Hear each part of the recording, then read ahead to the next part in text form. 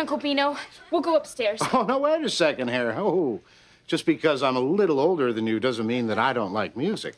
You mean you listen to rock and roll? Listen to it. Well, my dear, in high school I had my own rock band.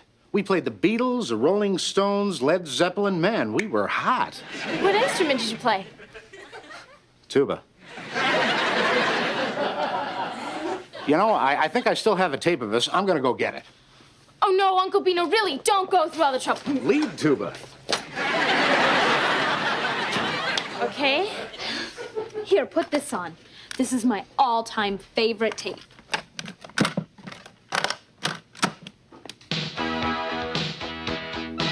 is good.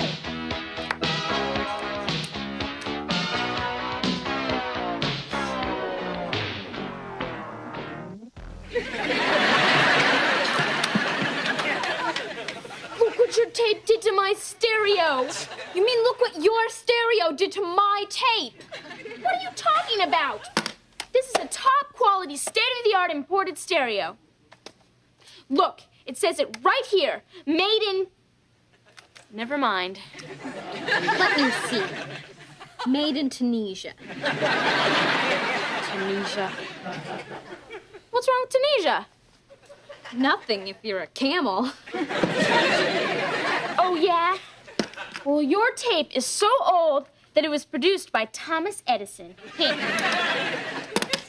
Look, let's not argue. Yeah, I'll just buy a new stereo. And I'll get a new tape. And you can pay me back later. Pay you back later? For what? Your stereo ruined my tape. No way! Your tape murdered my stereo. Murdered? I could draw a chalk outline around it. Well, I guess we don't have anything else to say to each other, do we? I guess not. Fine, fine. Good, good. Great, great. Excellent, excellent. Maybe I better leave. Maybe you better. And take your murder weapon with you.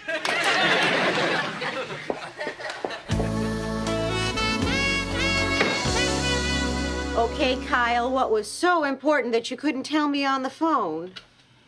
I got a plan to get some national publicity for Marlowe. Have you forgotten your last disastrous attempt at public relations? Well, I don't think there's anything wrong with the mayor paying tribute to Overeaters Anonymous. With an all-you-can-eat buffet? Okay. But this time, I got a real winner. A student court, where the kids can settle their differences and learn about the judicial system. Ooh, Kyle, that is a great idea.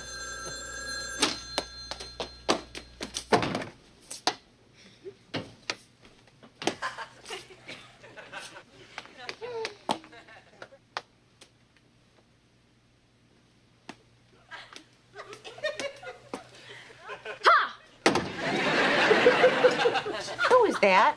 Lindsay, But you didn't say a word. neither did she. We're not speaking. Are you two still mad at each other? It's been almost a week. Hi, everybody. Evie, wait till you hear my big news. Not now, Chris.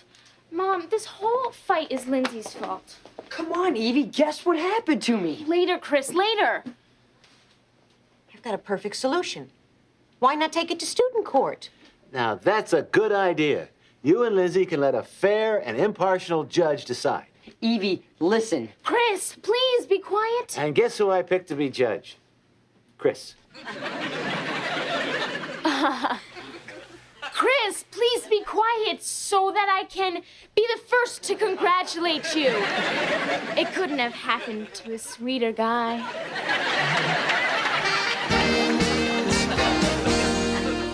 So Lindsay agreed to take your dispute to student court? Yeah, we both figured with Chris as judge, it would be a fair and impartial decision. Fair and impartial, huh? Is that why you invited Chris over this afternoon? Evie, I hope you're not trying to sway him into deciding in your favor. I wouldn't dream of doing that. Oh. Evie Ethel Garland. Mom, it's not what you think. Oh, so you're not trying to influence Chris by wearing this knockout dress and baking him his favorite cake. Okay, maybe it is what you're thinking. That's Chris. I can't watch this. Just remember, young lady, possessions come and go, but friendship lasts forever. That's beautiful. Did you make that up? No, I read it on a bumper sticker in the back of a garbage truck.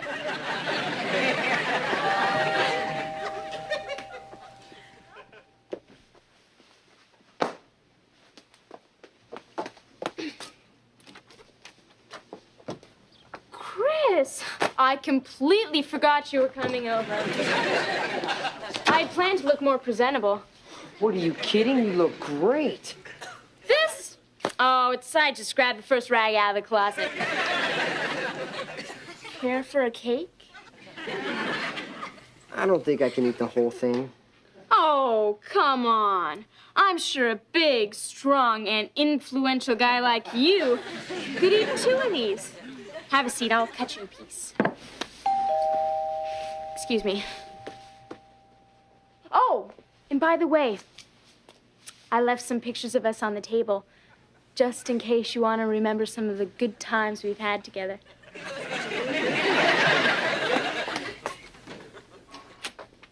Sorry, nobody's home. Chris! What a pleasant surprise. Sorry, but Chris was just about to enjoy my double-layered chocolate cake. Oh, well, then he should love this. I baked my famous triple-layer chocolate cake. Oh, I've never seen anything like that.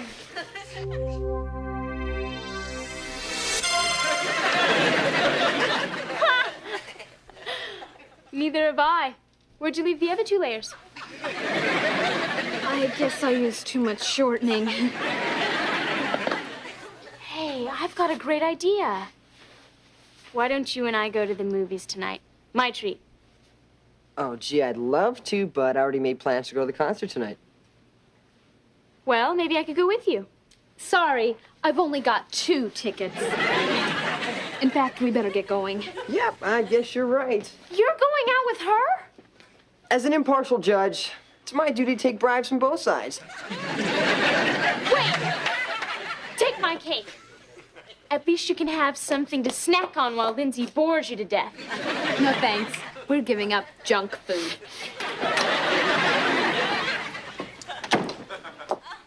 Getting concert tickets. Of all the sneaky, low-down, underhanded things to do. Why didn't I think of that? So that's the whole story, Dad. And with our case going to court tomorrow, I was hoping you could give me some advice. Gee, honey, I don't know very much about courtrooms and lawsuits.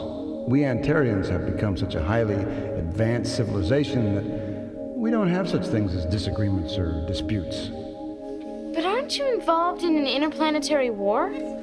Oh, sure, but if you want to nitpick. Just remember, possessions come and go, but friendships last forever.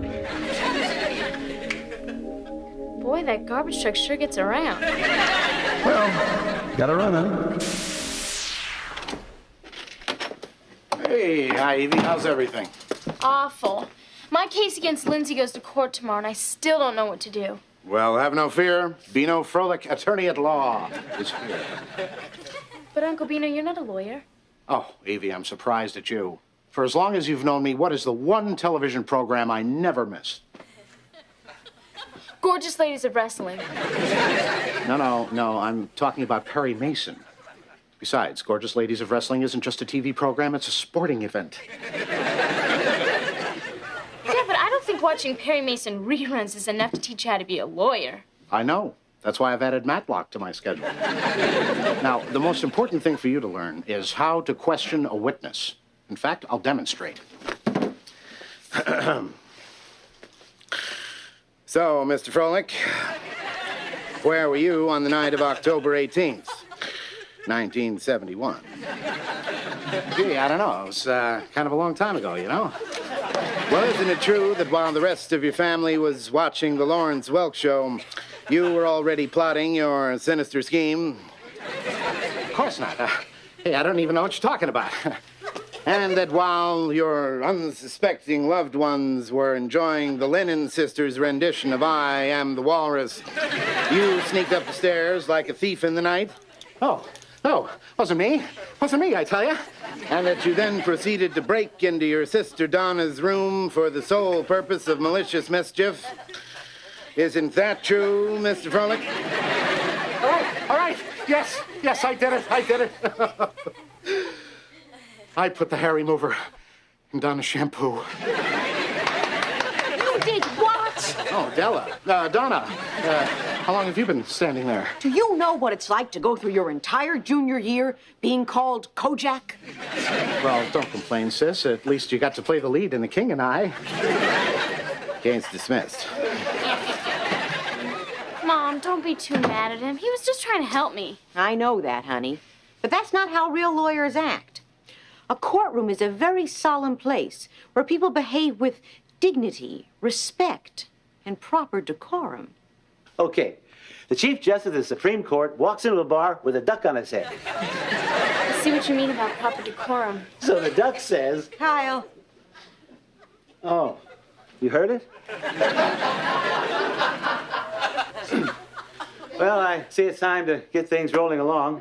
I now declare student court open. Judge Chris Fuller presiding.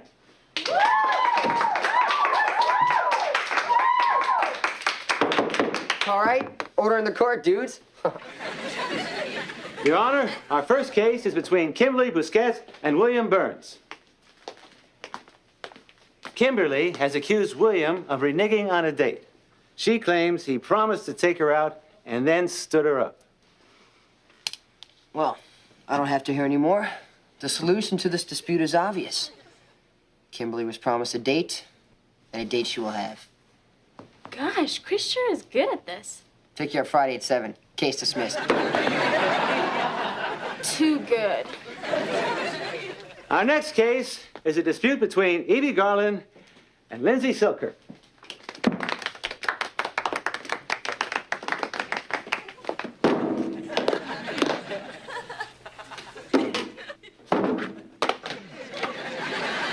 You may make your opening statements.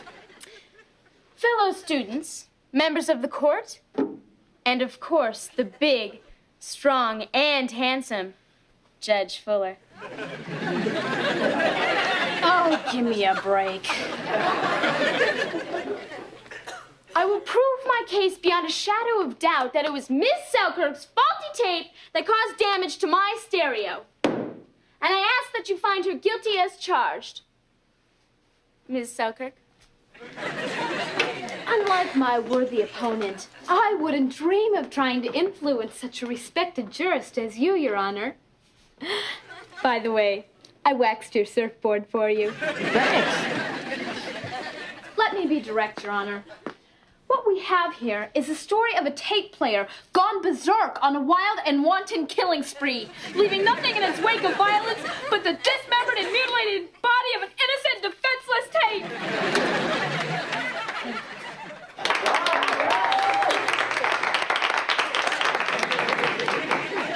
Garland, you may call your first witness. As my first witness, I call to the stand someone who is completely neutral, impartial, and unbiased. My mom. Oh, thank you very much. Honey, you look so cute with this super little briefcase. Mom. and everything. Please be seated. Mrs. Garland, are you familiar with the tape player in question? Yes. And to the best of your knowledge, had it ever eaten a tape before? None that I know of. Your witness. Oh, it's so nice to see you again, Mrs. Garland. May I call you Mrs. Garland? Oh, of course you can, Lindsay. The only reason I ask is that you also used to go by the name of Donna Froelich. Isn't that true? Well, yes, Froelich was my maiden name. And how many other aliases are you hiding from the court, Mrs. X? I object. Overruled. All right, let's not linger any longer on your checkered past. Tell me, Mrs. Garland, how old are you? I object. You can't object. You're the witness. Then I'll object. On what grounds? Counsel is badgering an elderly person. Yes. What? Good point. Sustained. Tell me, Mrs. Garland, what kind of a child was Evie? Did she ever have occasion to, say, break a toy? Well, I guess so. Well, yes. Once when she was 3, she tried to deep fry her Mr. Potato Head.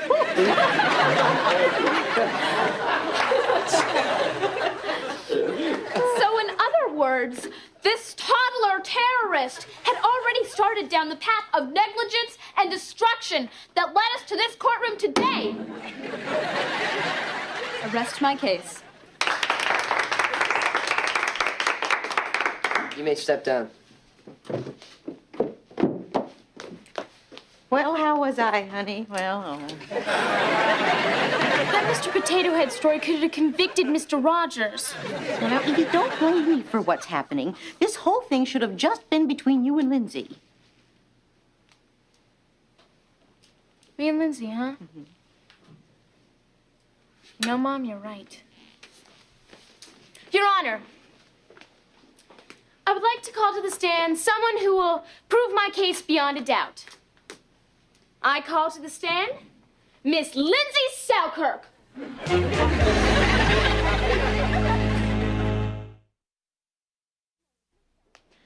Miss Selkirk, we've known each other for years. Correct. And in those years, have I ever done anything mean or rotten? Well, once in the 5th grade, you let me copy your algebra test.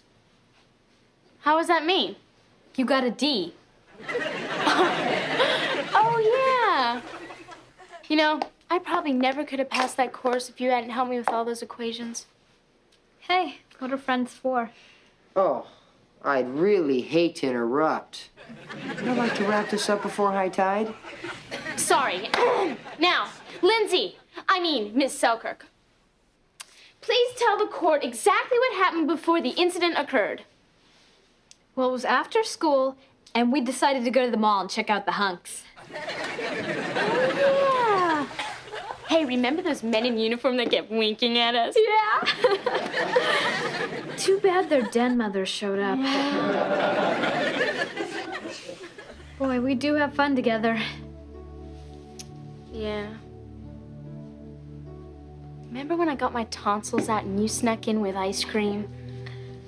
I can't believe you passed yourself off as a doctor. You can't believe it. How about the guy I prescribed an appendectomy for? You know, you're the best friend I ever had. Me too. I'm sorry, Lindsay. I'm sorry, Evie. Your Honor, I'd like to drop all charges. Me too. Surf's up.